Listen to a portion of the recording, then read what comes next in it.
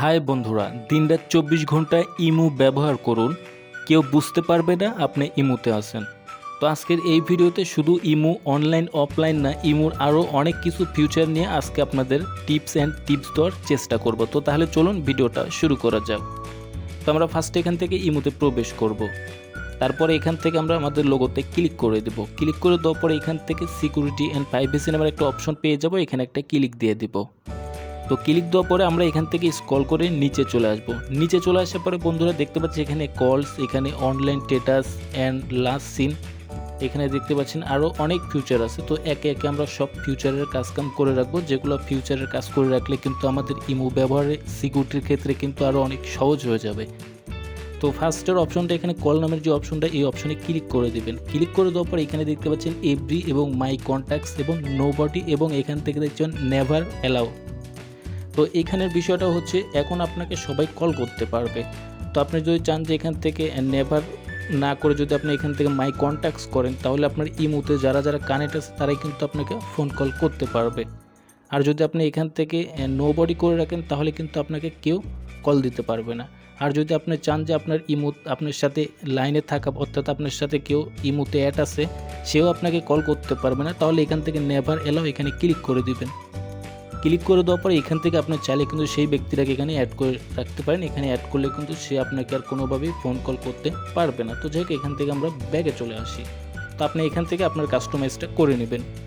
তারপর এখান থেকে 2 নম্বর option online status and last seen, এখানে ক্লিক করে দেবেন। তো এখানে ক্লিক করে দেওয়ার পরে বন্ধুরা দেখতে পাচ্ছেন অনলাইন যে অপশনটা আছে, তো এখন কিন্তু এখান থেকে এভরিওয়ান হয়ে আছে।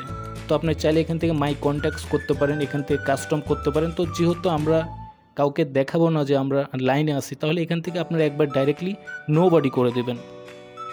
তো নোবডি করে দিলে কিন্তু আপনার এখান থেকে আপনি যদি দিনরাত 24 ঘন্টা অনলাইনে থাকেন, অর্থাৎ ইমোতে, আপনার কিন্তু কেউ বুঝতে পারবে না। তো যাক, আমি এখান থেকে ব্যাগে চলে আসলাম।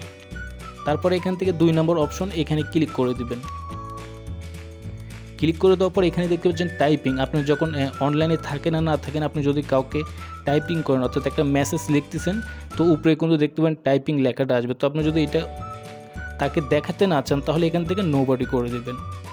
তারপর এখান থেকে ব্যাগে চলে আসবেন। ব্যাগে চলে আসার পরে এখান থেকে দেখতে পাচ্ছেন 3 নম্বর অপশন রেড রিস্ট্রিক, এখানে ক্লিক দিবেন।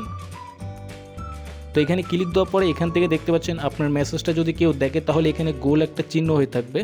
তো আপনি যদি এটা তাকে দেখাতে না চান, তাহলে এখান থেকে নোবডি করে দিবেন। তারপর এখান থেকে ব্যাগে চলে আসুন। তো ব্যাগে চলে আসার পরে এখান থেকে তারপরে আপনারা এখান থেকে আরেকটা গুরুত্বপূর্ণ বিষয়, আপনি সবার নিচে দেখতে পাচ্ছেন একটা ভয়েস মেসেজ নামের যে অপশনটা, এই অপশনে ক্লিক দিবেন।